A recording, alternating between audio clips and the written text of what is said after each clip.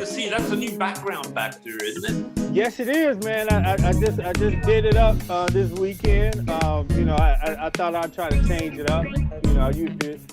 What I might start doing is just try to come up with different backgrounds, things like that we can probably throw on Facebook, and people can start using them on their Zoom calls. Anywhere else, we can represent Allendale all the time. Yeah, cool, man.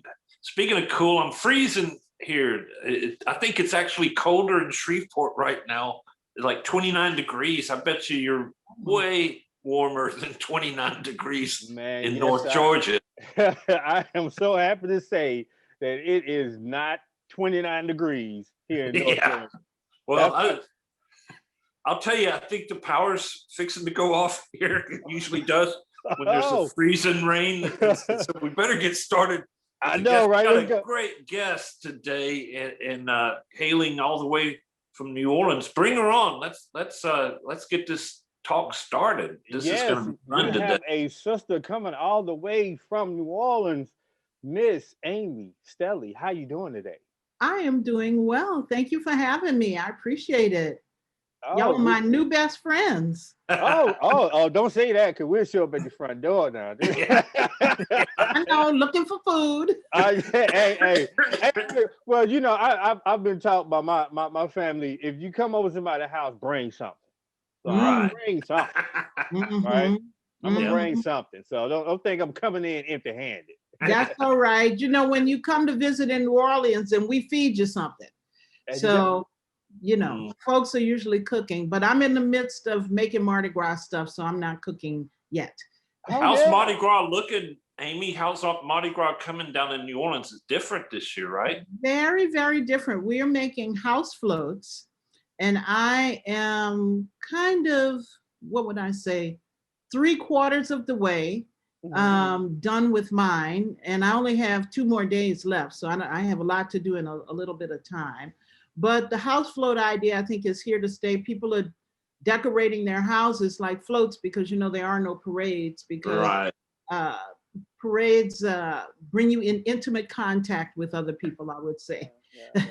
And the main gathering places like Claiborne Avenue in the Claiborne corridor are being fenced off to discourage gathering. And some people think that it's scandalous, but I happen to think it's a good idea, because on Mardi Gras, the Claiborne corridor attracts throngs of people. We're talking thousands of people, and we don't need a super spreader, especially, coming from our neighborhood. So I am grateful that the city spent the money just to cordon off the Claiborne corridor. It cost them like nearly $79,000, about 69, just to buy temporary fencing. But when you think of people's health, then you think it's worth it. Mm-hmm. So we'll see. I think it's going to be fun, but different. It's going to be cold, though.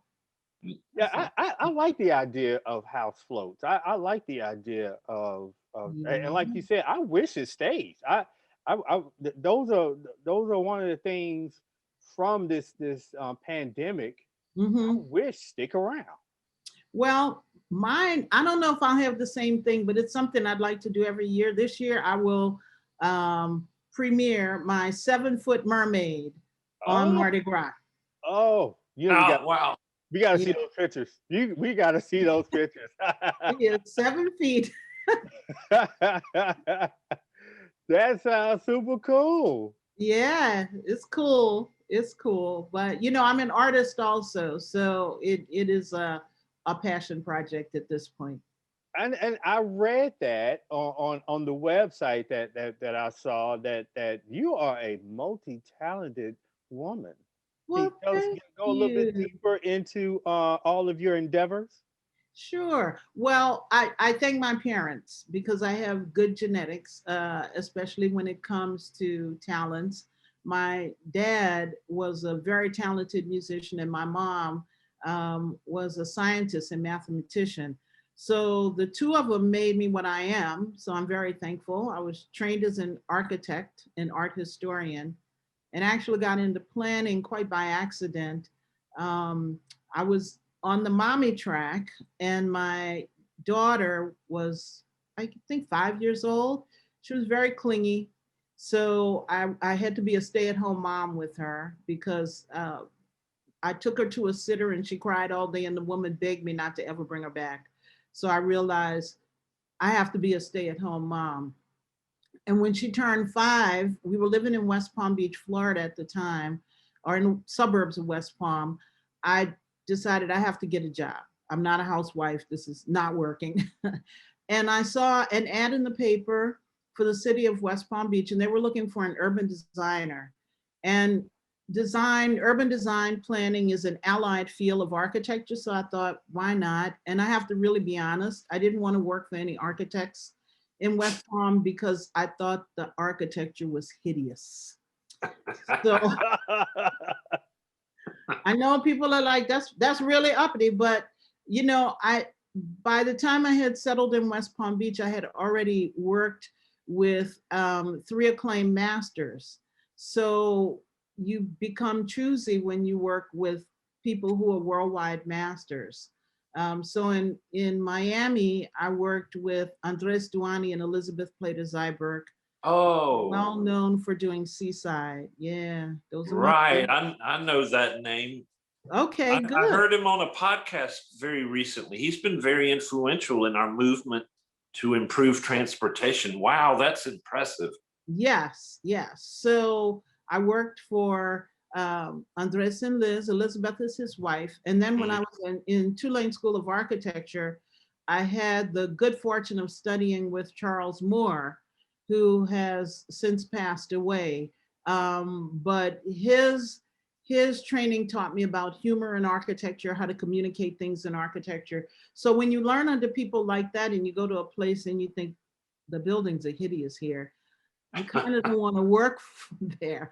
But so planning actually was a new venture for me, a different part of the business that I frankly knew nothing about. And actually West Palm Beach turned out to be great training for me. It was tough, but it was really, really good training and fundamental to the work that I'm doing now. So I'm thankful for it. Now, So. you have something you want to say, John?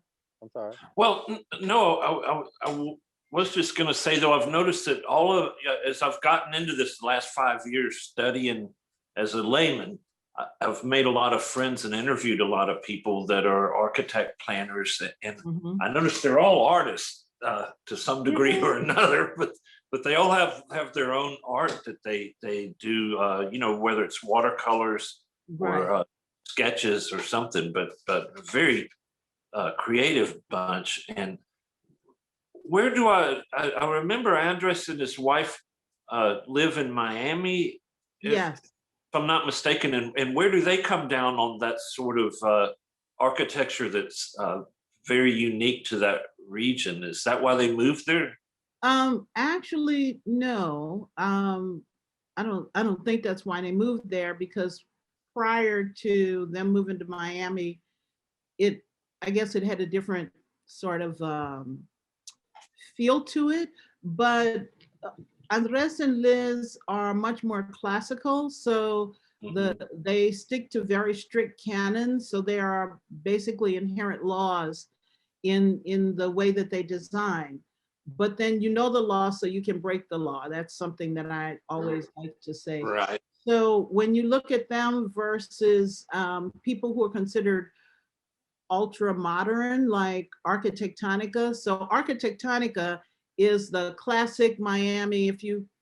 And I'm probably telling my age. Remember Miami Vice, all of the coral pink, right? Yeah. Very abstractly shaped buildings. That's more in line with Arquitectonica, who Andres and Liz were partners with them, and then they broke. Andres and Liz have much more of a classical looking style, but there are innovative things within that. So you have to look very deeply into their work to understand where the innovation is. But looking at it, people think it's much more, what would I say? Mediterranean is how some people might interpret it. Andres is Cuban. So his family then emigrated from Cuba back in the 50s. So a lot of Cuban families settled in Miami, And then he and Liz met, I think, when they were at Princeton. So then they came back to Miami. I don't know their whole family story, but that's pretty much probably how it worked. But Miami was fertile ground when they, started practicing there. And so then you worked there and then Yeah, returned to New Orleans and started working on taking down the Claiborne Expressway. kind of. So when I went to Miami, I left New Orleans. Actually, my husband and I left in the 80s because New Orleans, the oil industry just tanked here. Everybody moved to Houston and other places. So there was really no work.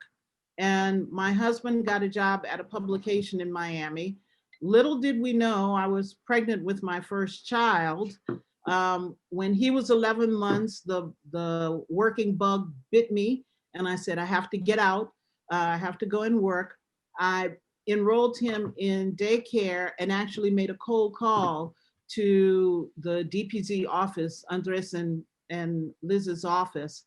And I walked in, I was not dressed properly. I've learned my lesson that whenever I go to someone's office, I will dress more professionally, but I had painter's overalls that I had made into a dress, and my 11-month-old son, and it was my favorite outfit. So I just wore my favorite outfit to drop off my resume and run out the door. And Andres' secretary said, he's in the back, just wait a minute, he'll come and interview. And I was horrified to be interviewed with not so much a baby in my arms, but actually dressed the way that I was dressed. But he hired me on the spot. So I think it was great. For him, I have to say it was pretty much an intuitive thing, but it was great for me.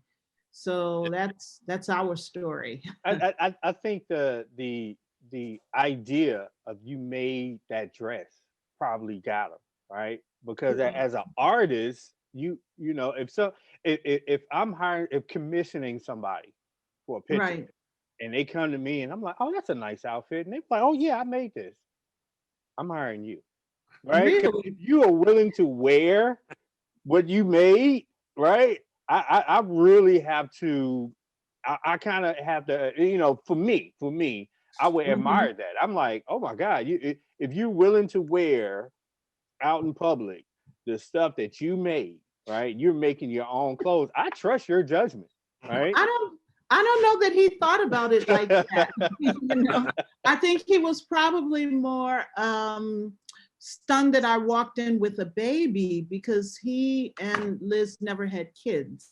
Oh. So that if I had to guess, it would be that. But he could also see that we were kindred spirits because we were similarly dressed, right? So he was not in a three-piece suit.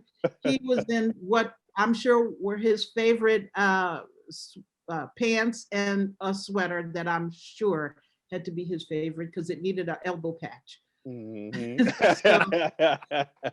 So now, I think we were much more kindred spirits, but West Palm Beach came after that. So I did a couple of things before returning to New Orleans. Okay. And that was your goal, right? To get back to New Orleans and take down that freeway. Yeah. I've heard you say before that was from the day they built it almost, you were a child and said, this is wrong. And you, your spirit, I guess. So how did you get started building the alliance and getting going? Well, back in about 2017, I guess, I caught wind of a development that the city wanted to put under the interstate, and I was really horrified. It's filthy under there, but also I just didn't think it made good planning sense. So the city was saying that they were going to invest $2 million in the Claiborne corridor, and I'm thinking, then why don't you put that into the businesses that exist, and you can do some infill architecture because we have a lot of vacant lots. But they were doing this under the bridge thing. So they had a couple of community meetings, and my husband Philip and I were sitting there listening to the spiel, I will call it, and we noticed this woman got up and she just walked out. She just walked out of the door, and I thought, she thinks the same way we do. This is a bad idea. So I continued listening, and my husband ran after her and got her name. And it turned out she had aligned with another lady, and they just really wanted like a business association. But then this became kind of a flashpoint for us because we all knew that this was not going to work. And the alliance was born as a result of that meeting, which was by chance. I had actually met the other lady that she had been talking to, but Margaret I had never seen before. Our other partner in crime is named Tama. I had met her maybe 6 months before, but under totally different circumstances. And from there, it just mushroomed into this alliance. So how did the alliance come? Well, mushroomed is yes a way that I would describe it. So we started talking and realized this was not for us. So we put out a position paper saying it wasn't going to work. The economics were horrible, and just the whole notion of it, especially when we have prostitution in the corridor. We have a lot of drug dealings at that time. A lot of gun traffic in the corridor. So we did not see the wisdom of creating something in an environment that was so troubled. So we put out a position paper, and that gave us a little bit of traction. But then the mayor, who I willfully took on, said he was going to do it anyway. So I wrote an op-ed, and the op-ed is really what started to raise eyebrows. Not long after the op-ed was published, I was asked to present with Douglas Farr at the American Planning Association conference, which was in New Orleans. And he was presenting in actually Margaret's venue, the woman who walked out, because she has a beautiful event hall. It's a stunning building on the corridor. And we presented, we actually physically met one another the night before, but had this conversation about the corridor. And after touring the corridor with our group, he looks at me and he says, "What are you going to do about this thing?" And I said, "It's a bridge," because we call the interstate a bridge here, because I guess it's overhead. I said, what can I do? I'm a one woman show sometimes. And he introduced me to tactical urbanism and suggested that this was a way that we could begin to comment and change hearts and minds about the interstate. So it was incremental, but it was a result of those things that really lit the fire to the Claiborne Avenue Alliance. And, we are kind of becoming a household name, which is a great thing. I mean, it's definitely. I mean, you already know, coming from us, we're kind of biased, right? I take that. Yeah. But to me, it shows the what a person that loves the city, loves the neighborhood, and has that is looking outside and seeing what others have done to improve their neighborhood, to improve their city. And a lot of times you see where there's just this building interstates and building highways and building roads and just flattening and going right through these neighborhoods. How is disjointing the relationships of the community. Yes. It's cutting off the communication, right? And it's making it where, when you try to come together and you try to build something, what you have in between there is this big industrialized paperweight, right? That is just cut right through what used to be. Because I went through you guys' website, which is a beautiful website, and you showed where the old neighborhoods, and you showed where the beautiful trees and the nice buildings were at. And when they built that interstate through there, they just cut right through it, and they put this huge interstate that people only use to not to leave the area, not bring in things. Right. Right. They brought this thing and they literally cut a artery to the heart of the city. Right. Yeah. We talk like interstates are arteries, but we need to start looking at neighborhoods as being these arteries. This is just the you know. Yes. So it's for us, it's a cautionary tale because you're trying to take down an interstate where we're trying to prevent the building of an interstate. And that's why we really love your story, and we really want to put your story out there, and help, educate the masses on what you're trying to do.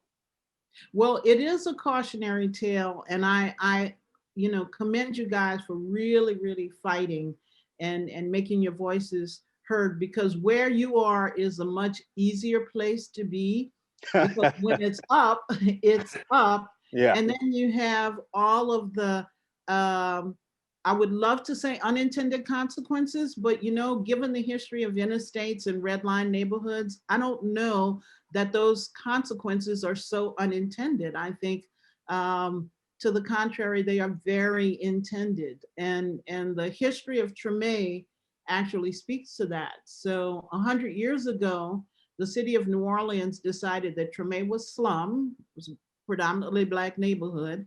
So they declared it slum, which gave them the right to use eminent domain and actually build a municipal auditorium. So Treme was supposed to be the entertainment center of New Orleans. So they started that march to actually destroy the neighborhood. So first it was eminent domain of a couple of blocks. Then it became a bunch of blocks, which gave us Armstrong Park, which actually came in the 70s. But those things were planned back in the 30s, right?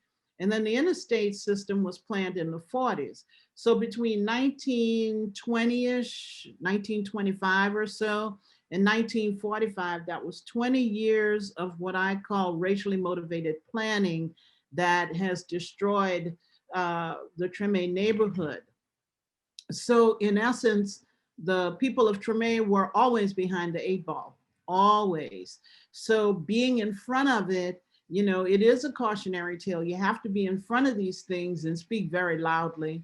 And I've learned get financing, in your case, to begin to continue to have that discussion. So the gentleman who successfully fought the Riverfront Expressway, one of the things in the French Quarter, because Robert Moses, it wasn't just one interstate. New Orleans had to have 2 neighborhoods ruined in the eyes of the planners back then, because the French Quarter was always, it was considered slum until recently, actually. Considering its 300-year history, it was not a great place and heavily redlined actually in the 30s and 40s because there were poor people living there. And it was a mixed race place, which was probably unusual in the South back in the 30s, 40s, and 50s. So Robert Moses was going to deliver the same fate to the French Quarter that Claiborne got, Treme got. But the gentleman, Bill Bora, and his partner in crime, Richard Bombach, they were financed, which allowed them to go to Washington and actually fight on behalf of the French Quarter.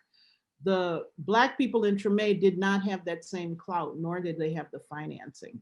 So I have to say that that's critical, to be totally transparent. This is a labor of love. I do not get paid for this.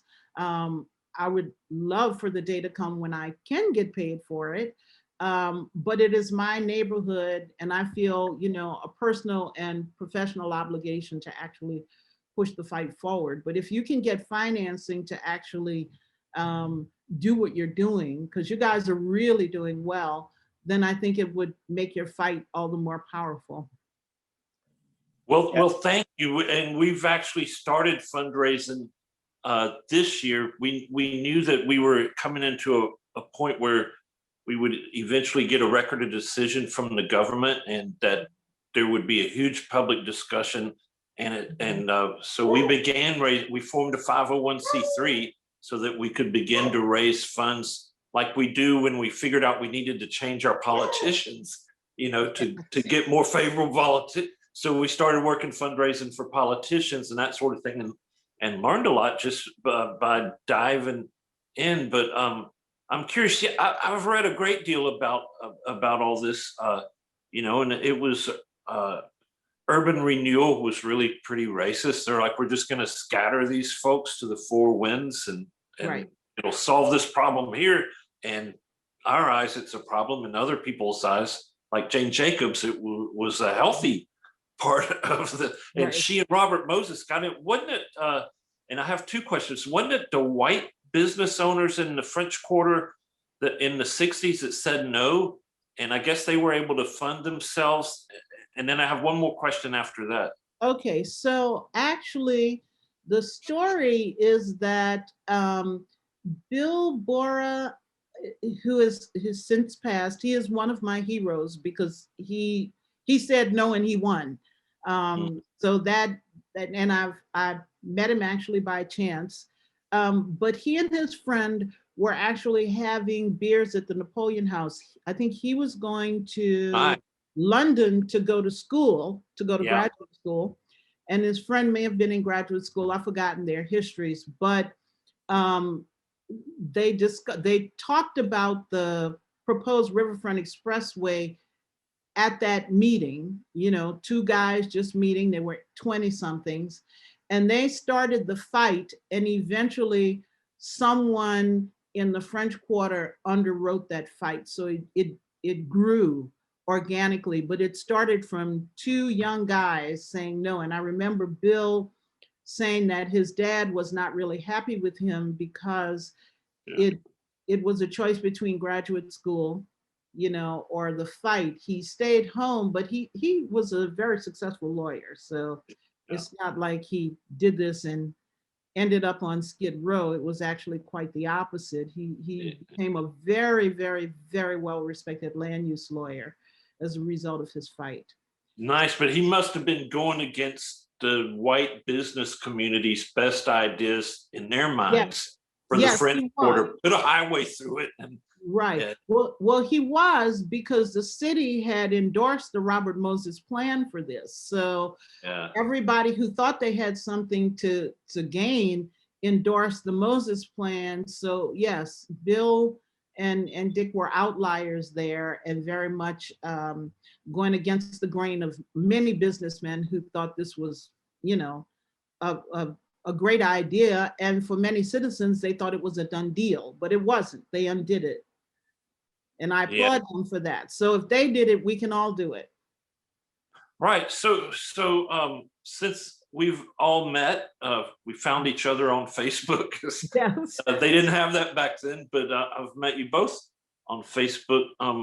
What are your thoughts on how Shreveport, which is fighting to stop it, and you guys are fighting to remove it? That's right out of our new Secretary of Transportation's lexicon. I mean, he writes all the time, now Secretary Pete Buttigieg, about Black and brown neighborhoods and all of these things that went wrong. And now he's saying we can right those wrongs. So we're raising money, and you guys are too, I hope. But how can we all maybe work together under that new administration, which is really a return to the Obama administration, which was not into building highways, but rather removing them? Well, I think we all have to continue to reach out and, tug at his coattails. I know I have, and you guys told me that you've written to him. I've written to him. My dream is to get him to come to New Orleans and walk the Claiborne corridor with me, and he can see firsthand, number one, what this does to historic districts, because not only was I-10 put through a Black neighborhood, it was put through an historic district, which means it destroyed the historic building stock. So he can see where the gaps are, and I'm hoping that he will certainly accept our invitation. So if I hear from him first, I will be talking about Shreveport and Lafayette. And if you guys hear from him first, then you can certainly, I would hope you would talk about the fight in New Orleans and Lafayette, because Lafayette needs our help too. And I think if we speak with one voice about the horrors of these things, then they will begin to listen. And also, we've got to really, really engage the state. I know in New Orleans, we have to engage the state a lot more vigorously than we have. I just spoke for the first time to Harold Schofler in Lafayette. He has a wonderful sort of Cajun accent, 81-year-old guy, but still in full command of the whole story of the Lafayette struggle. And he was great. And so I was asking him if, we had talked about maybe getting together to lobby the legislature in Baton Rouge this spring as they meet. He said, "Oh, we'll be right there with you. Just let me know." So let me pitch that to you right now, Roosevelt, is let's have Harold Schofler on, and maybe Amy could join us and we could all kind of talk some together right in front of everybody about how important this is. Harold's great, but yeah, I think this is our time, that it's finally, everybody suffered long enough, and now we have Mayor, now Secretary Pete in the administration, and this seems like a really good time to be where we are, and we're haven't hit our goal yet, but we're moving on towards our fundraising goal, and I want to talk to you some more about that later. Don't want to take up everybody's time, but yeah, let's all work together. Yeah, I think this is our time, and as you said it, I think a podcast where all three cities begin communicating and comparing notes would definitely be helpful. We do have a cheerleader in Monroe. Monroe faces different struggles in terms of their buildings and demolitions, but we definitely have a cheerleader up there. She formerly lived in New Orleans, but she's very good at watching what goes on in the state and the industries. So we have enough brain power in the state, in the four corners of the state, to actually do something and have our voices heard. The other thing I want to point out that I think is really great is that Joe Biden is taking note of Cancer Alley. So when you look at all of the things that are making Black and brown people sick in the state of Louisiana, they're all connected, right? Because highways are here for the convenience of cars. And cars are the darlings of the petrochemical industry because we use gas, right? So, and the big three. Yeah. So when you think of what goes on in Cancer Alley, those refineries and other chemical plants, they live in there, right? So everything is connected. It's all connected. You just have to put the dots together. So we've got to unify and talk more. And I'm glad you brought up the petrochemical part of it, the oil part of it. Me, myself, and I read up on that stuff because I see where the energy companies are starting to pivot away from oil in some cases, and you see where the state of Louisiana, just recently, Joe Biden just put a moratorium on a lot of the leases that are new leases and things like that. And the state, Democratic and Republican, they know where their money comes from, right? Right. They, both of them pretty much decided their displeasure on what he had done. But for me, it kind of shows where, and you brought this up about the reason you guys left the first time from New Orleans, right? Was the oil companies had moved from Louisiana, even up here in the Shreveport area, they moved from Louisiana to Texas, right? And really we're still, the state of Louisiana, I stay in Georgia, so it's totally different. But the state of Louisiana is under the thumb of the oil industry. And Right. it's hard for them to get from underneath that thumb when the people that are keeping us underneath there, the politicians, are pretty much funded by the oil industry. Yeah. And we see all of these connections. You see the intertwining of the web, right? Mhm. The spider web of the oil industry, the politicians, this money, the construction with of the interstates, from Lafayette, taking it down the I-10 down there, the construction that's happening in Baton Rouge. That just Mhm. they're constantly trying to build themselves out of traffic jams in Baton But Rouge. but that's not how it works though, right? Yeah.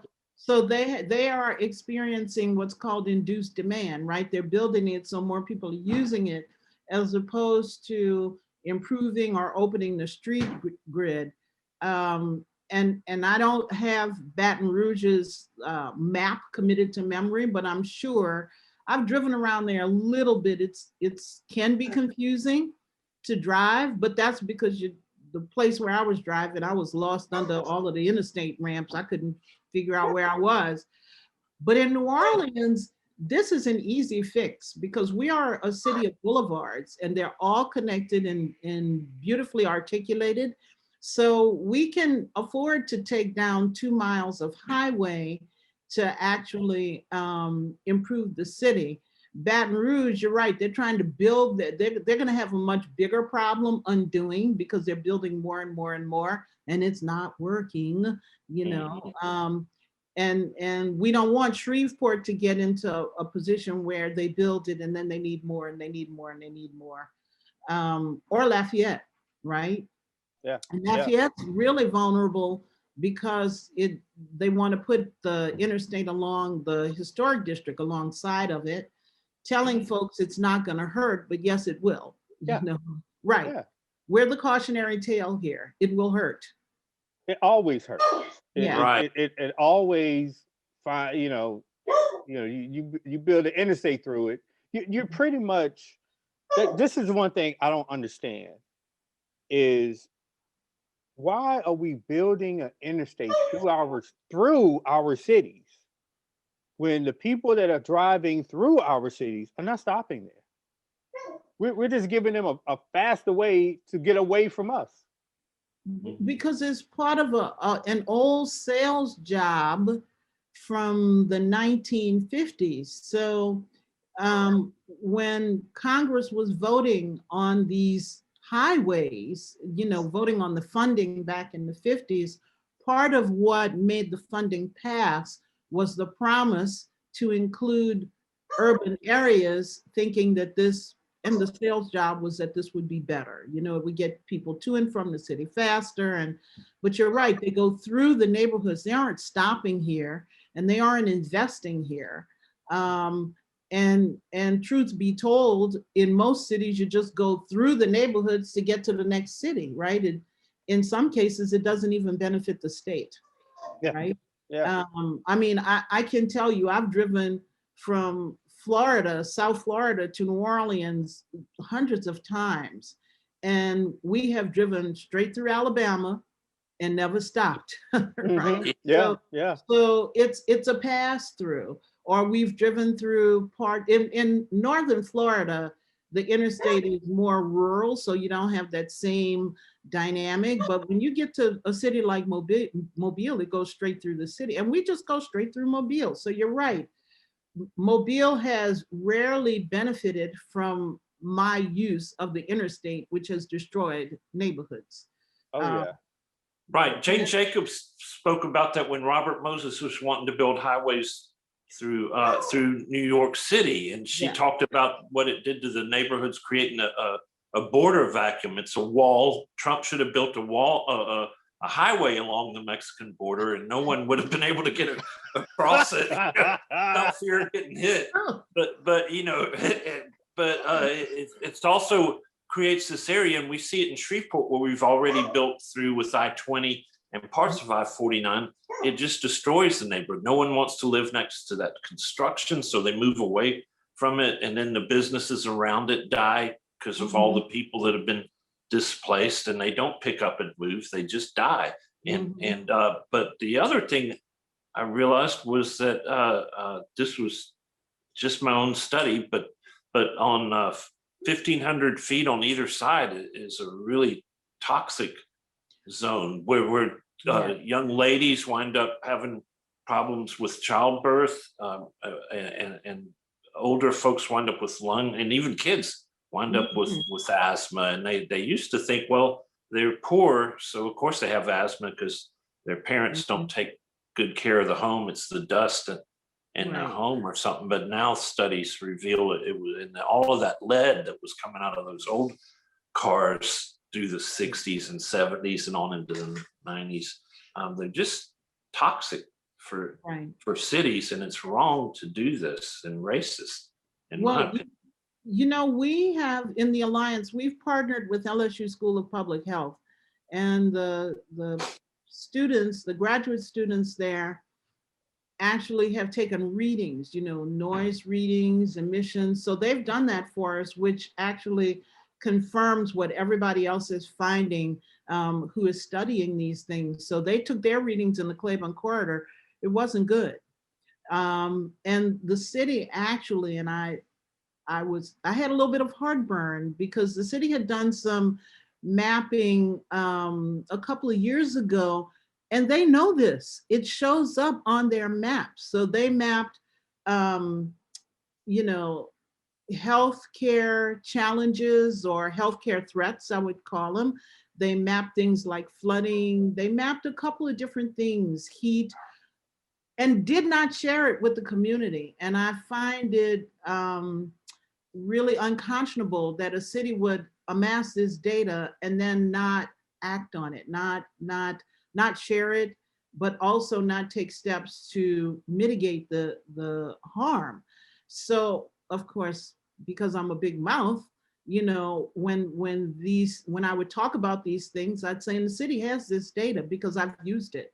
I've used the city's data to actually make my argument for taking the interstate down. So why aren't cities more proactive? Why are we continuing to do stuff when we know it's harmful? The city has their own data that shows that it's harmful, you know? So in Shreveport, it's the same thing. We can do it. It's not gonna do anything bad to you guys. It'll be wonderful when we really know that that is not the truth, and they know it also. So we have to continue to speak out about it. The proposed drawings have playgrounds underneath the like moms would bring their kids there to play underneath the highway. It usually seems like it's more likely to be tent cities for people who don't have a home and they're going about their business. Did the city release that data to you willingly, or did you have to pry it out of their grubby hands? Actually, they partnered with a nonprofit to do it, and the nonprofit released the data. And I was able to get it because the nonprofit was so excited about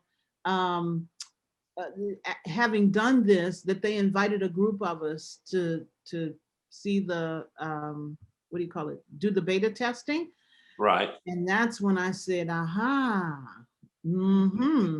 So I still, the links aren't any good to this anymore. I think it's part of the Smart Cities app. So I don't know, the links were a little strange at one point, but I downloaded a lot of maps and kept them because I knew that they would be valuable because this is sitting inside of, you know, the city of New Orleans database. So even if the links don't work, I have the maps, and it's a lot of them, a lot. There was something you said, I lost my train of thought, John. You said I'm sorry. That's all right.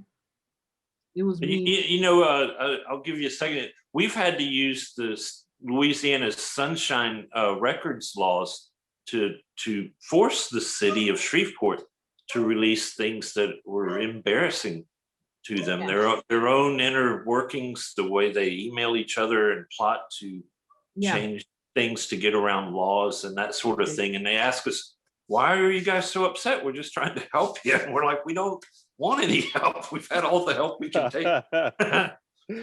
So I know what I was going to say. That playbook of putting under playgrounds under the interstate. Oh my God. Why are they trying to convince people that that's good? So in New Orleans, a similar proposal came out. This is what the Alliance rallied around and said, no way, don't do it. So the cities know that there are vast amounts of particulate matter that are, cast off, and it comes from, emissions, particulate matter from brakes and all kinds of other stuff. They know that this is in the air. Why would you design a playground under that? Why? Right. Why would you even do that? In New Orleans, not only did they have playgrounds, they also put theater in the round. Interstates are noisy, you can't hear. Right, yeah. This makes no sense. And I had a fellow professional tell me, well, instead of talking about it, your dad was a classical musician, why don't you sponsor a string quartet? First of all, I work for free, so I can't do that. I know, right? But secondly, it's noisy. Who's going to hear the violin? Nobody.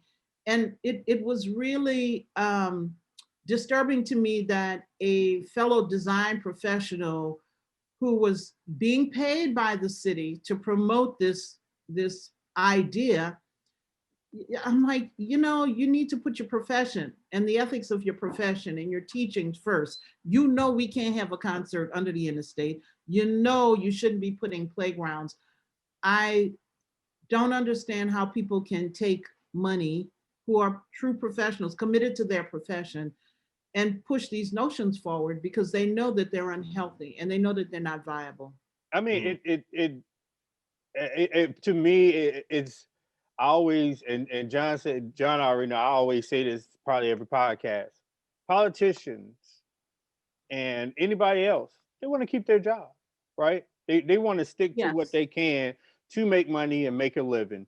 And if you tell them to do this, they're going to do it. And you guys keep bringing up Robert Moses. And I'm going to try to, for the people that's listening to this podcast, that probably don't know who Robert Moses is, they probably need to Google him. But real quick, I'm just going to explain who Robert Moses is. Robert Moses was probably the forefather of, if you build it, they will come, right? He was in charge of building the Triborough Bridge and the Tunnel Authority up in New York City. And after building, bridge after bridge, interstate after interstate through New York City, and it really didn't help at all. Nobody really ever came to him and questioned what he was doing. He said, no, let's just build it. And all he seemed to do, when we saw that from the video that we watched in the meeting, he just pushed the log jam further down. So if they built one interstate here, he pushed it further down and build. Let's widen that, and it pushed it further down to the next choke point. And from there, his disciples moved out, and they started spreading this from LA to New Orleans to Chicago and all over the United States, and probably in some other countries. And that's just a quick overview of people that's listening right now that don't know who Robert Moses is. That's Robert Moses is the reason we're in this predicament. Yes. Yes. So and I'm glad that we're bringing up the health part of it. Can you go more into the Cancer Alley? A little bit. That is not my bailiwick. I'll be quite honest. The person that you want to speak to about Cancer Alley is General Russell Honore. He is the expert, and he lives in the river parishes. But in a nutshell, Cancer Alley is a band along the Mississippi River where the state of Louisiana has graciously allowed the petrochemical, the chemical industry, the oil industry to locate all of their refineries.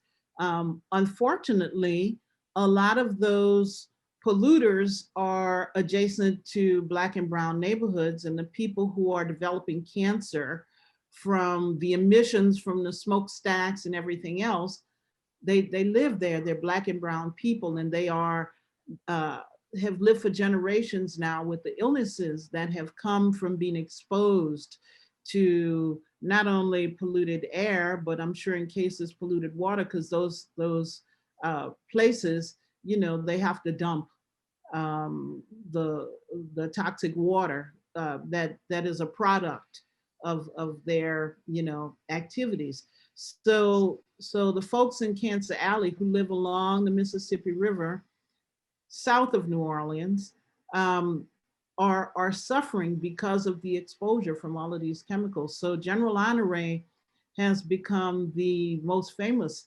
spokesperson for eliminating all of eliminating the harm, basically. It's hard to eliminate all of the plants, but you know, I mean, the state has been pretty generous. They just had a big battle with the Chinese about, not the state, but the community, you know, because they wanted to come in and locate a chemical plant. These things are not good. We can't continue to reward people who are killing the citizens of Louisiana. And that is what the state has been doing. They've been rewarding people. But I would definitely suggest that maybe you can get General Honore on and have him talk more in depthly about it. Oh, that'd be great. That'd be great. I know. Yeah, I actually, My dream to meet him. He's been to Shreveport to speak, and one of our good longtime friends of Allendale Strong has become friends with him through a toxic air pollution thing that they were both fighting. General Honore can be found on the Green Army on the Facebook page. Everybody should check it out and learn about what a mess we have here. And he helped us in this part of the state stop the practice, only legal in Louisiana anymore, of taking old munitions and dousing kerosene on them, and then lighting them on fire and just letting it, or maybe it wasn't kerosene, I think it was diesel oil.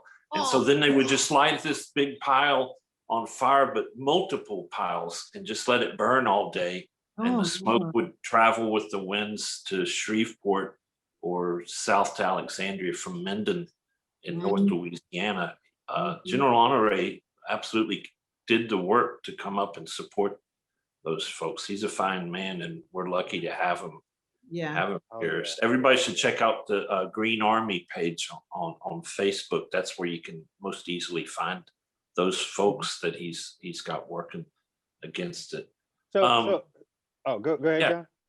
Well, I was just wondering too, I remember seeing a old film from maybe the 80s or 90s that took old stock footage or old footage from Treme before they built, and then brought it forward. Isn't there a documentary on the internet somewhere that we could link to so people could catch up on this? Yeah, there is one that was developed actually, or produced, I would say, by the Congress of New Urbanism. That one was done around 2011. There are several things, but this might be the one that you're talking about, where it takes the old footage.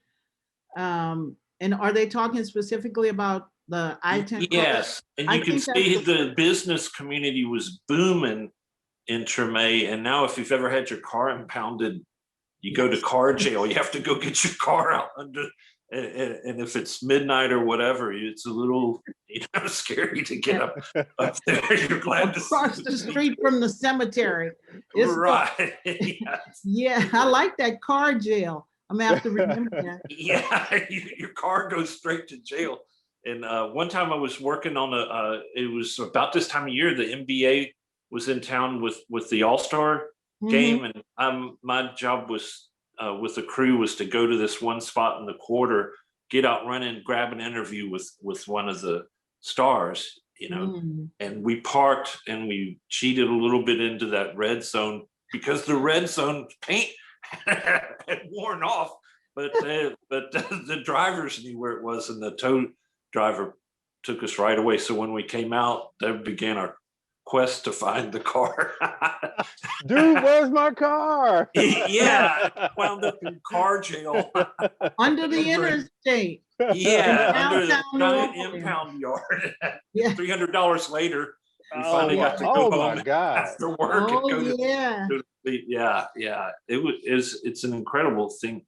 But do I remember that Andres Duany worked for CNU or was a founder in Congress of New Urbanism? Yeah, he was a founder of the Congress of New Urbanism. Right, that's where I was introduced to him. Right, and actually, funny story, when I was working for the city of West Palm Beach, it was funny, there were only 3 urban designers, and my boss said to me, she says, would you like to go on a conference? I said, sure. She said, go to the Congress of New Urbanism, you'll love them. And she said it in a kind of backhanded way, and I thought, okay, you know, I'll go see. Sort of like the Castaway, it's the one we don't want to go to. Right. But I went, and it was actually a great experience, and I thank them for actually making my fight with Claiborne well known in recent years. You know, they've been keeping up with it probably for the past 10 or 15 years. But when I came home and really got some traction, actually it was a result of my lecture with Douglas Farr that they became more aware of me. They knew me before, but I was just a member. But then when Doug and I started to actually work on Claiborne, because he is also one of the, what would I call, more revered members, or revered members, not more revered, then they began to take note because it became a passion project of his. So that was very good, but I do thank them for, first of all, creating the Highways to Boulevards movement, which we can all benefit from. But, right. That's another whole website that's really great, and was one of the first ones I got involved as I was hunting and pecking around the internet looking for information. Yeah, they do a great job of explaining it. Yeah, you know, when I first sort of became active with them again, you know, so I was active when I was in Florida, but I'm more active now, actually, in Louisiana. I kept thinking, I was kind of cast into the Highways to Boulevard movement as a result of agreeing to do this tactical campaign. And I thought, this is the most unglamorous thing. If I had to pick anything in the design area, it would probably never have been the Highways to Boulevard movement, even though have always wanted the interstate gone. But actually, you know, Buttigieg has made us glamorous. That's what I'm telling people now. Who would have thought about that? Isn't he wonderful? He came right out and said it at the beginning. And I love former Secretary Anthony Fox, who was Transportation Secretary. He spent a year, but it was the last year, almost like he didn't want to rock any boats. So he only started sort of advocating for highway removal and not building anymore in the last year of his term. But we had sent him a number of letters, technical complaints we had about the process, and he began to really follow us and let us know that he was listening. So yeah, he was a great. I think it's just where he came in the links of time. He came in a spot where it wasn't cool to talk about removing highways, but just a few more years later, 4 more years later, it's a little bit more. You know, it takes time to change minds. So I feel like I've been redeemed, you know, through the Biden administration, because up until then, people thought I was a wingnut, you know. Right. Yeah. Even my family. Maybe especially my family. But you have to continue to talk about it, you know, and bring awareness to it. So I've been very committed to doing that. And Now I'm no longer the nutcase that people thought 6 months ago, really. Now, where do you see things going in the future? Do you see, with the Biden administration coming in, Mayor Pete Buttigieg coming in, do you finally see the light at the end of the tunnel? Yes, I do, because there is funding proposed to actually do this. So through Senator Chuck Schumer's Economic Justice Act, there's 10 billion allocated for highway removal activities, I'll call them. And those activities range from community engagement, and building awareness, to actually doing studies, to actual removal, which is great. And the best part about it is that community can actually apply for the money. So traditionally these monies trickle down from the federal government through the state, through the cities. And in the case of New Orleans, the people who get the money are the people who are preferred. Not necessarily the most competent. I do have to say that about our city, unfortunately, that the money does not always go to those who know, but those who know somebody. But under the Schumer plan, I'll call it, the Economic Justice Act, then community groups have the opportunity to capture money to really do things that are constructive when it comes toward, highway removal. So I am very, very optimistic, because I think with the current, composition of the Senate, that, Senator Schumer's Economic Justice Act is going to pass. And if it passed, then we'll have money to do these things. So finally, there is something. And actually, there have been bills about highway removal that have been parked since 2019.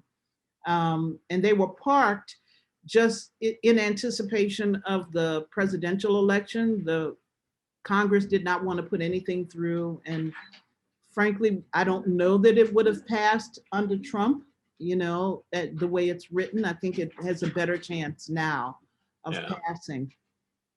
But these things have been in play for a little while. So I'm very optimistic that there is light at the end of the tunnel, especially if we don't have to depend on the largesse of cities to say, you've been a good child, so you can get $1,000 to do $50,000 worth of work. Right. I don't think that's where we are anymore. I think we're in a much better place. So, and just them coming in, talking the way they're talking, just gives you the extra jolt, right? It's almost like, oh my, like you said, I'm not the crazy one. Yes. Well, go ahead. Yeah, it was regulations that helped us stop I-49 all these years. And Trump came in as president and had a giant stack of white papers and threw them down. He said, all these regulations are going out under me. And we said, oh no, they're going to start building the highway and not worrying about the environmental issues and everything else. So it turns out he never did anything. So it was fine for now, but now we can make progress. And I love that we've all connected. We can start working together now. They can't keep us separated now. And I have to share something with you guys. So when Governor John Bell, we need to take advantage of the fact that we have a Democratic governor, because when he was on the campaign trail in New Orleans, one of the alliance members asked him if he would support highway removal. And he said on the campaign trail he would. So he now has fortification in the White House. So we should also appeal to him, because he did say that it is something he would consider. So if I think we should definitely. Yeah, he'll consider not putting them in too. So maybe we should pay a visit. Three cities. So yeah. Oh, let's get together offline and work something out. Yeah. Because Harold over in Lafayette's a great guy too. We'll have to all put our heads together and see what we can come up with. I think that's a great idea. It's a road trip. Yeah, road trip. Well, we're so happy to have you in today to talk with us. Like you said, we're going to have this road trip going on, so we're definitely going to get with you at more and talk to you more and have you on the podcast even more. So Thank you. Thank you. There is no shortage of stuff to talk about. So let's visit one another for sure. oh, definitely. We come down to New Orleans, go down to Lafayette. Yeah. You come up to Shreveport. Hey, even come to Atlanta. I'm in Atlanta. It's Yeah. a party. It's a party. My daughter's in Atlanta, so I'll have to come visit you. Oh, definitely. Oh, yeah. That's what's up. That's what I'm talking about. Yeah. Well, John, you have anything else on your docket? No, Amy, tell everybody where they can find you on the internet. Thank you. So you can find me personally on my website, amyfstelly.com. You can find us on the Claiborne Avenue Alliance website, claiborneavenuealliance.com. My Twitter handle is @AmyFStelly. And on Facebook, it's still Amy Stelly. And on Instagram, I am the Duchess of Dumaine. Oh, I like that one. I might have to change mine. When you have Yeah. aspirations of ruling the world, you become the Duchess. There you go. Well, thank you once again for coming on and blessing us with the information today. Mhm. Thank you for having me. I love you guys. You're my new best friends. Oh, there you go. Thank you. Same. This has been the most fun this afternoon. I'm so happy I met you on the internet of all places. I know. But what a find that was that day. So both of you guys I met through Facebook, Allendale Strong Facebook. Yeah. There you go. Yes, There I you came go. looking for you all. You're right, John, because we were trying to remember. I remember reading about you guys and looking. Yeah. So did you hear from CNN yet, Amy? I was talking to that CNN reporter and he asked me for your contact. Oh, So really? He may be calling you. I'll tell you more about that offline. But yeah, there's a story brewing here that somebody's working on to tell the tale of Louisiana's highway mess. Oh, wonderful. Yeah, from both angles. Take it out, put them in. The fight goes on. All over the place. Yeah. Tell me offline who I should be looking for, and please encourage them to call or email me. I sent your number to him, and I'll pass along his contact. He'll be happy to talk with you, I'm sure. Okay. Oh, that's great. Anyway. Wow, we really are mainstream and glamorous now. There you go. There you go. More fun now than it was during the last 4 years. Yes. Sure. All For right. sure. Well, we're gonna we've been going over almost at an hour, so we're gonna go ahead and end this because I know we could probably go for another 2-3 hours right now. Yeah, we could. All right. Well, John, don't freeze in Shreveport. Yeah. And Amy, stay warm down there in New Orleans. I'm praying the electricity stays on all week because we're going to be below 32 all week long. Ice can bring trees down. That knocks lines down. So I'm glad we got this in before the trees start falling from the weight of all the ice. But yeah, tell them where all about where the podcast can be found. Yes. So if you're listening now, you find either our YouTube channel, which is RDB_on YouTube channel, or you find us in your podcast, wherever you can go and download your favorite podcast. So also look for us on Facebook at Allendale Strong Facebook, and also look by Instagram, which is Allendale Strong, and also our Twitter account, which is also Allendale Strong. So thank you for checking us out today. Make sure you subscribe and like and make sure that you download your podcast. It helps us out, and it helps everybody else out that we sponsor and that we talk to, including Amy down in New Orleans. Yeah. So from all of us at Allendale Strong, and I know Miss Amy down in New Orleans, thank you for listening to us, and make sure you have a wonderful, wonderful day. Thank you guys, and happy Mardi Gras. Happy Mardi Gras. Happy Mardi Gras. Happy Mardi Gras tomorrow.